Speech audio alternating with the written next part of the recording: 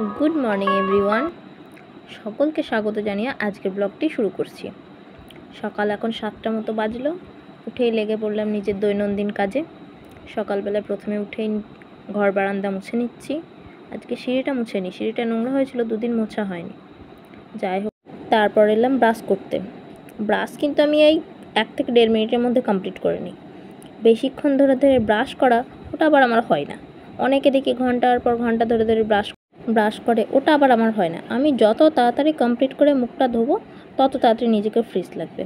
মুখে ব্রাশ নিয়ে থাকতে আমি একদম পারি না। যাই হোক, মুখটা ধুয়ে নিলাম। এবার চলে এলাম নিচে কালকে রাতে ওর পাপার জন্য ছোলা বাদাম ভিজিয়েছিলাম, সেগুলোর পাপাকে নিয়ে গিয়ে দিলাম। আর ছেলের জন্য দুধটা নিয়ে গেলাম।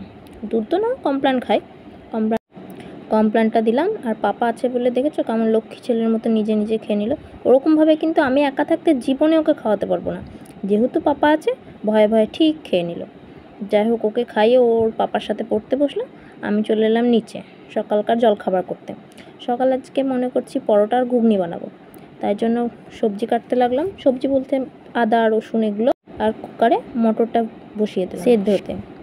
মশলার জন্য আদা রসুন কাটা কমপ্লিট, আর এদিকে সিটিও কমপ্লিট। এবার লাগলাম ময়দা মাখতে। ময়দা মাখা হয়ে গেল। ময়দাটা মেখে রেখে মিক্সিতে মশলাটা পেস্ট করে নিলাম। তাড়াতাড়ি দেরি হয়ে যাচ্ছে তো ওই জন্য একটু তাড়াতাড়ির মধ্যেই করছি। তারপর কড়াই চাপিয়ে কড়াইয়ের মধ্যে পেঁয়াজ ভাজতে দিলাম, মশলা দিয়ে ভালো করে কষিয়ে নিলাম। কষানোর পরে সেদ্ধ মটরটা ঢেলে দিলাম। মটরটা সেদ্ধ হয়েছিল, আর একটু কম হয়েছিল, আর একটু হলে ঠিকঠাক হতো, বুঝতে পারিনি। যাই হোক, কড়াইয়ের মধ্যে দিয়ে কিছুক্ষণ ফুটলে ঠিকঠাক হয়ে যাবে। একবারে গলানোটা আবার খুব একটা ভালো লাগে না, একটু শক্ত শক্ত থাকলে ঠিকঠাক হয়। যাই হোক, ঘুগনিটা হয়ে গেল। ওর পাপাকে দিয়ে দিতে হবে, তাড়াতাড়ি পরোটাটা করে নিই। আর একটু ঝোল করার জন্য একটু জল দিলাম, দিয়ে ঘুগনিটা ঢাকা দিয়ে দিলাম। ঘুগনিটা ফুটতে থাকুক, আর এদিকে আমি পরোটাগুলো ফাটাফাট ভেজে নিই। পরোটা কিন্তু বেশ ভালোই ফুলছে, আমি বুঝতে পারিনি যে ভালো ফুলবে, আমি এক্সপেক্ট করিনি। খুব একটা ভালো পারি না আমি পরোটা লুচি করতে। যাই হোক, চেষ্টা করি, কাজ চলে যায়। আমার পরোটা ভাজা কমপ্লিট। এবার ওর পাপাকে উপরে দিয়ে আসি। ওর পাপা পড়াচ্ছে, ওর পাপাকে বললাম ছেলেকে খাইয়ে দিতে। স্নান করে আসতে দেখছি ঝপঝপ করে বৃষ্টি পড়ছে। মেঘটা কিছু ছিল না, হঠাৎ আকাশ জুড়ে মেঘ পড়ে গেছে,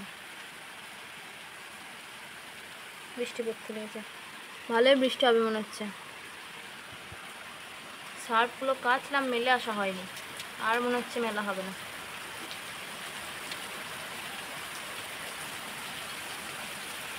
ছেলে আর ছেলের বাবা বাইরে কোথায় গিয়েছে কি জানি, বৃষ্টিতে ভিজে যাবে ছেলেটা। কোথায় গেছিলা তুমি?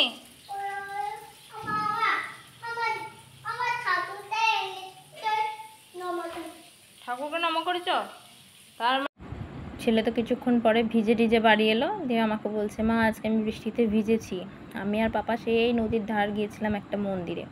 আমাদের এখানে নদীর ধারে একটা বজরংবলীর মন্দির আছে, সেই মন্দিরে গিয়েছিল। আজকে আবার বাইকে বা স্কুটিতে যায়নি, সাইকেলে করে গিয়েছিল। ওর পাপাকে বলছিল, পাপা আমি সাইকেলে যাবো, ওদের পাপা সাইকেলে করে নিয়ে গেল। দিয়ে বজরংবলীর মন্দিরে গিয়ে প্রণাম করেছে, সেটা আমাকে বলছে। সাধারণত এই সমস্ত জিনিস ওর মধ্যে নেই, মানে ভীষণ চঞ্চল তো, যে প্রণাম করবো বা কিছু, এই সমস্ত কিচ্ছু নেই, বলে বলে করাতে হবে। যাই হোক, আজকে নিজে নিজে গিয়ে প্রণাম করেছে, সেটা আবার এসে আমাকে বললো, ওর পাপাও বললো। আজকের মতো এটুকুই। ভিডিওটা ভালো লাগলে লাইক করবেন, কমেন্ট বক্সে আপনার মতামত জানাবেন, আর চ্যানেলে নতুন হলে সাবস্ক্রাইব করতে ভুলবেন না। গুড বাই, দেখা হচ্ছে পরের কোনো ব্লগে।